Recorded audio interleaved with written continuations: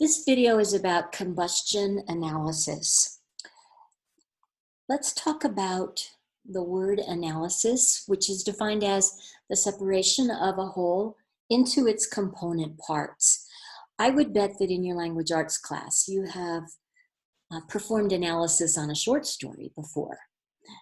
In that case, you might be breaking the short story up into its parts, looking at, for instance, the plot or the theme, point of view, metaphor, and by examining all those parts or components, you get a better understanding of the whole of the short story. So we can do the same thing in chemistry. We have a number of different analyses that we can perform, but today's video is about combustion analysis.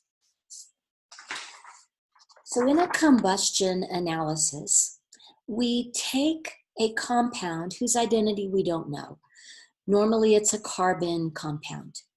And by adding oxygen and applying some heat, we cause that carbon compound to burn or combust.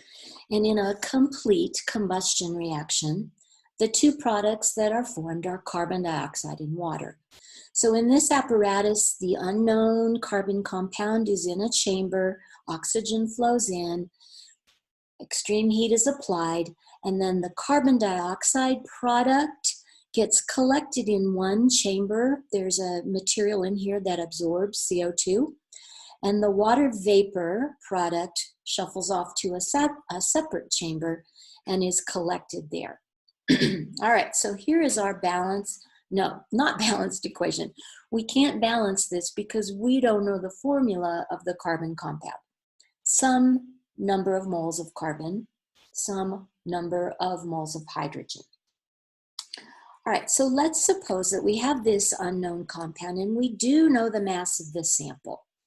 And after it is completely combusted, the two products, CO2 and water vapor, are collected and their masses are determined.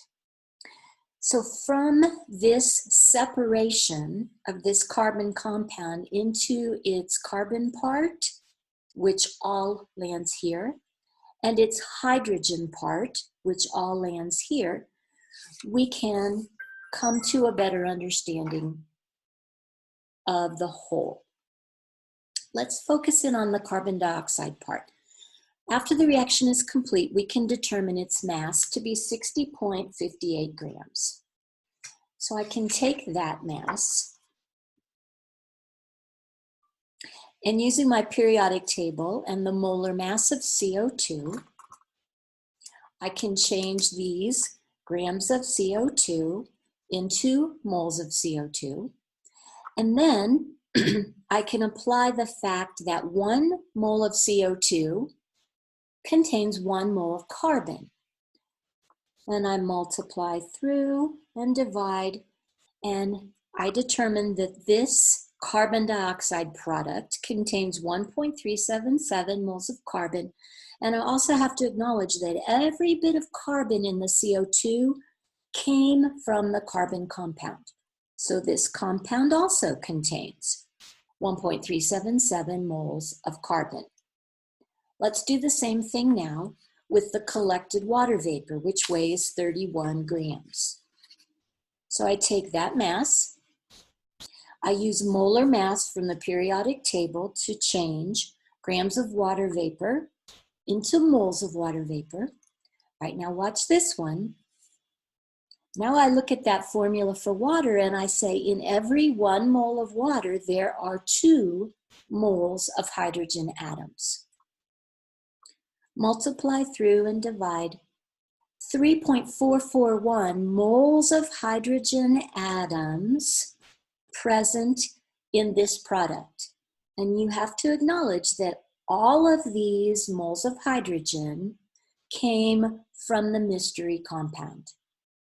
So with those 2 mole amounts, I can now come up with a formula. The formula of my unknown compound is C, 1.377, H, 3.441. Now, of course, we know that formulas do not have subscripts that are decimal numbers.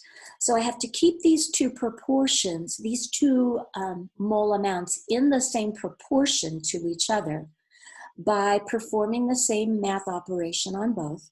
I'm going to choose to divide both of those numbers by the same thing. And the number I choose to divide them by is this smaller of the two.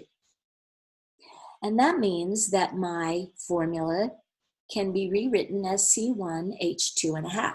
That's still not good enough because 2.5 is not an appropriate subscript. But if I multiply both of those by 2, I get the empirical formula C2H5. So this is the formula for this mystery compound that went through combustion analysis. All right, let's do one more. This second one is going to have just a slightly different twist. So let's consider another carbon compound, but this time the carbon compound also contains some oxygen. So I'm going to call it CXHYOZ. And I'm going to take that hydrocarbon that also contains oxygen, let it undergo complete combustion, and we will get these two products for the result.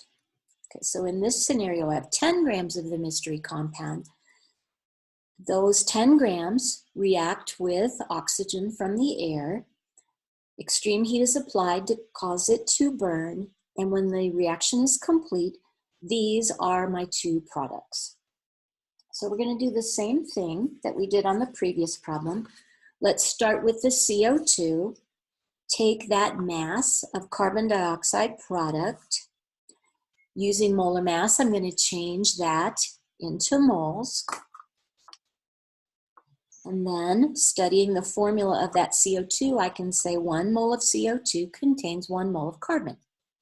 So there are my moles of carbon in the CO2 product, which is also the moles of carbon from this mystery compound. Whatever carbon was here had to land right there. There's nowhere else for it to end up. Okay, we'll do the same thing with the mass of the H2O product, 5.74 grams. Use the molar mass to change those grams into moles, and then acknowledge that 1 mole of water molecules is going to contain 2 moles of hydrogen atoms. So I multiply through, and I find 0.6372 moles of hydrogen landed here. That means that 0.6372 moles of hydrogen had to be present in this compound. Okay, so I have 2 of my pieces. I know the moles of carbon and I know the moles of hydrogen. The problem that I'm faced with is that I don't know how many moles of oxygen. And this oxygen is a little bit problematic because even though I could figure out how much oxygen is in this product and how much oxygen is in that product and add them together, here's the problem. These oxygen atoms that ended up in the product did not come exclusively from the hydrocarbon. Some of these oxygen atoms came from the other reactant. So I have to have a slightly different approach. Okay, so again, I know the moles of carbon. I know the moles of hydrogen. I don't know how many moles of oxygen, but look up here. I have this other piece of information about the mystery compound. I know that it weighs 10 grams. So the carbon part and the hydrogen part and the oxygen part all add up together to equal 10 grams. Now be careful, these numbers are not grams. These are moles. But can you take these moles of carbon and convert them into grams? Hopefully you're saying yes. So if I take my moles of carbon and I change moles of carbon into grams of carbon, then I know how many grams of carbon are present in the CO2 and are present in the mystery compound. And likewise, I can take these moles of hydrogen, and using periodic table, I can change moles of hydrogen into grams of hydrogen. Again, these are moles of hydrogen atoms, so make sure you're using the atomic weight of hydrogen atoms. Here are my grams of hydrogen. Here are my grams of carbon. If I subtract each of those from the total mass of the compound, the difference is the grams of oxygen. Okay, now be careful. This number is grams of oxygen, and for my formula, I need moles of oxygen. So I'm almost done. Take these grams of oxygen, use the periodic table to change grams of oxygen atoms into moles of oxygen atoms, and now I have my third piece. So my formula looks like this. These are the 3 mole amounts. I want to keep those 3 numbers in the same proportions to each other, but I need them to be whole numbers. So I'm going to divide all 3 by the smallest number in the list. And that gives me a proportion of 6 carbons, 6 hydrogens, and 1 oxygen. Okay, guys, I hope that gives you an idea of how we use combustion analysis to separate an unknown compound into its component parts and use that information to learn more about the whole.